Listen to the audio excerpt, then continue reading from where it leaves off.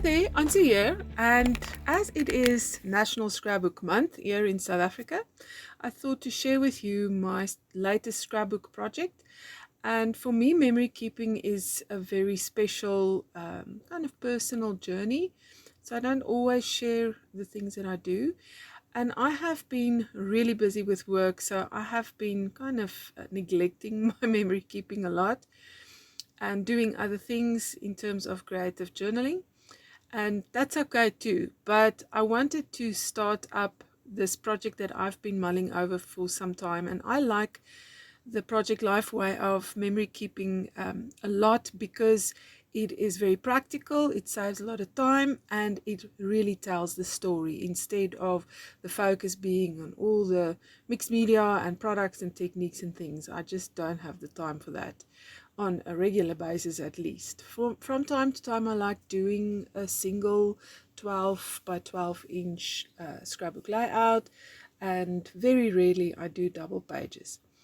Right, so I like the fact that I can tell a lot of story really quickly, and I want to share with you how I did this in one single sitting.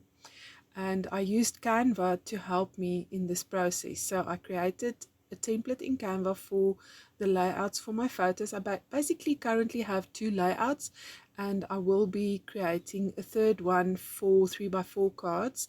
And the idea is to lay it out on an A4 that's easy printable and that I can export as a PDF and then print using my home printer. Now, I didn't even print any of my photos on photo paper. This is about telling a story, and so my focus is the story. And what I did was I basically duplicated my template to a new document, and then deleted all the photos and used the grid lines to kind of lay out the little stories that I wanted to write about my January experience and all the little moments. So I collect moments throughout the month and don't necessarily take photos every single day, and that's okay too.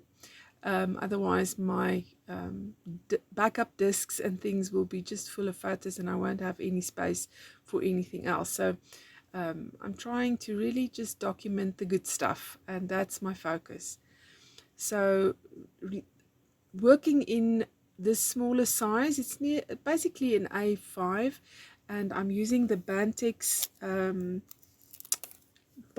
mini binder for this purpose, and the page protectors that go with that.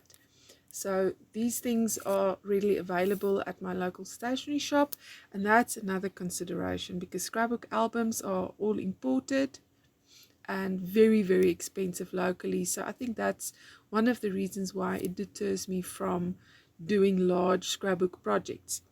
Now, I am able to create albums myself, and I would rather go for this size anyway, like a no more than 8 by 8 inch, but an A5. I really like the size. You can do big photos if you want to, or go small like these little square blocks. And I really like these layouts because they can quickly give you an overview of the story that you want to tell. Now, I'm not a big stamper. I have been collecting some stamps. I'm mainly focused on things that I can use again and again, that is not too theme specific. Things like florals, botanicals, and things that is artistic that I can use in different ways. But then I love Heidi Swap stamps for the purpose of scrapbooking and memory keeping. I'm also a big fan of Studio Calico. Not all of their stuff, but the main things that help you scrapbook and memory keep the good stuff in your life. So I like little camera stamps and things like that. And then I love Ivytree Studio as well. I like combining that to my Ivytree Studio kits. And in this instance, I am using the Dear Heart collection that has launched for February, or relaunched for February, and there's a lot of hearts and things included, so I'm staying away from that for the most part and just using the reds and the blues, and then a little Ivytree Studio to color things in. Why I like Ivytree Studio is because it has gold foil in a lot of the elements, or even silver, which may work for some of my layouts.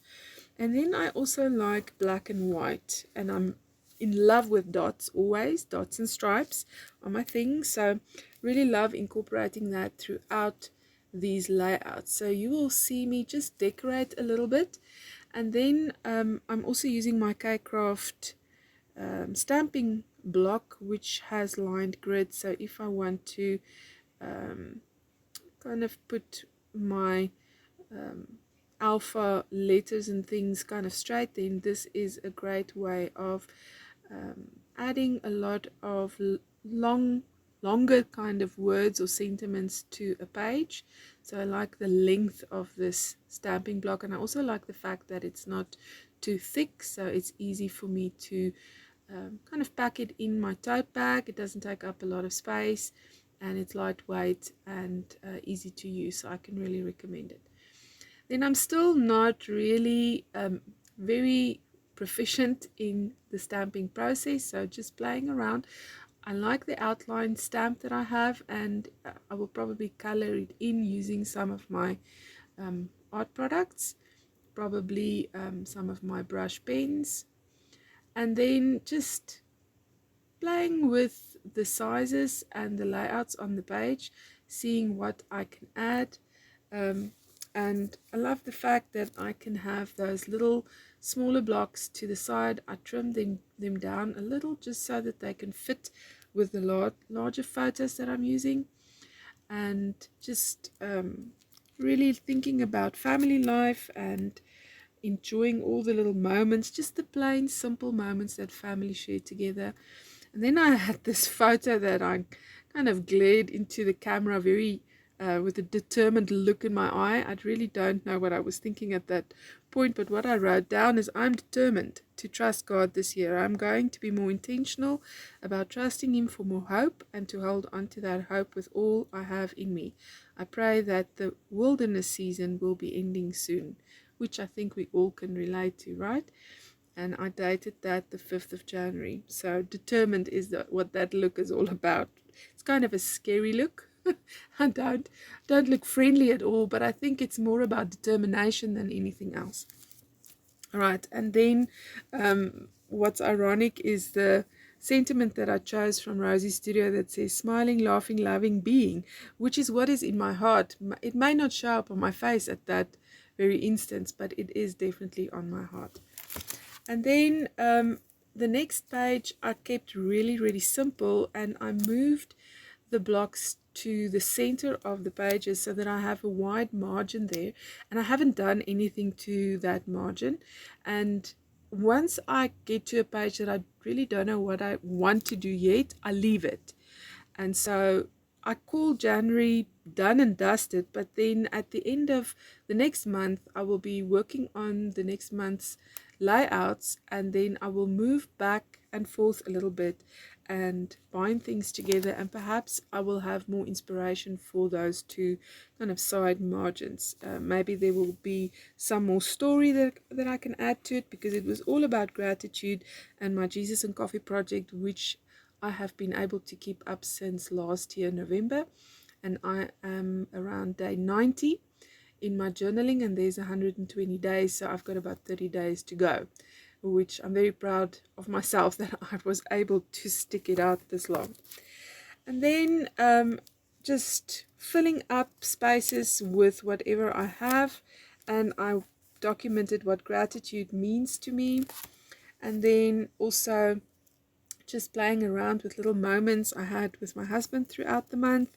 We went for a wonderful little outing to Kum Books and the Colonnade Center, which I haven't been to lately. It's a shopping center that I frequented when I was much younger, and I worked in that area or close by, and that was kind of my go-to place to just get away from my work and life and stress and things, and just kind of browse around in the shops and do window shopping, and then perhaps sit at a coffee shop and just relax a little bit and people watch. I like doing that. And so I must say, Project Life, the 3x4 cards is always my go-to, and they fill these pages up perfectly, so you don't have any margins that you need to think about adding extra things, so you will probably see me go for this size a lot more than the other two layouts. Perhaps, we'll see. Right, then I also decided to add things like the highlights of January, because I feel like I don't want to really go in so much detail. I want to kind of have an overview of the month and the best things of that month and document that. And then if I had some moments that stand out to me, then I would write that down. And then remember, if you do highlights or highs, then also include some lows. And one of that was we had a heat wave and no rain, and I can report that in February we have quite the opposite. The heat wave is gone and we have the most wonderful rain as I'm sitting in my studio now. I don't know if you can hear it on in the background, the water just running and running and running, and it's just beautiful. And it makes you sleepy and creative all at the same time. So I had to choose, do I go up into my studio to do this video for you, or do I go and snuggle up with a book and get my cat to come and snuggle with me? So perhaps she'll come in the studio later on and come visit mom.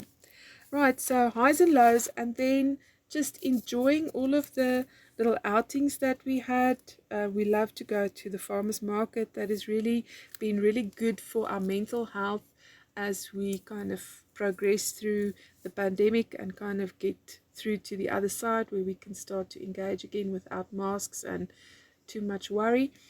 And we really pray that that's behind us for good. Right, so really filling that in, and I actually had a little element from Rosie's studio that I found that said farmers market, and I added that to my page. I also included some simple story cards that I've been hoarding in my stash, and it was close by. So whatever is on my desk or in the little drawers in front of me that I add ephemera pieces to, I will use that to color in my pages. And I'm keeping it really simple. That is the main idea, is for it to be quick and easy and simple. So I lay down my photos after I've trimmed them onto cardstock, and this is just a 160 cardstock, and it's the same cardstock that I hold in my studio for printing. So I printed the photos on it, and I'm gonna test this out if the photos are going to fade over time and if they are going to stay the same. I'm printing with my Canon ink tank printer, which is great for photo printing. It's kind of the best one that I've ever had, and so that's why I'm taking the chance of just printing on normal cardstock. And the photos are bright and very visible, and you can see all the detail and the color in it, so I don't have any issues with printing the photos either. And that's kind of one of the things that keep me from doing a lot of memory keeping, and you might have the same issue, is photo printing can be really expensive. So if you want to do this project, this is I think the most simplest, most affordable and sustainable way I've ever been able to do my memory keeping. And as I said, I basically popped my photos into my Canva template, I exported the PDF, I printed them out, I started trimming my photos. I had the cardstock available, I trimmed it down to size, and trimmed my stories as well so that I can add that. And I started just sticking things down, and just what you do is you spread it out a little bit and add some paper if you want to add a little accent. The paper just makes for an interesting effect on the page and gives some interest and dimension to just having the blocks of photos there, and you can add your sentiments and things. And I am, as you can see, playing around with ideas. So instead of having more little blocks, I decided to use a piece of scrap paper that I had left over from a project just to fill up the page. And you can see where I just don't know what to do, I skip it. And that was really the quickest way for me to do my memory keeping for January. And I hope to see you here back at the end of February for more memory keeping.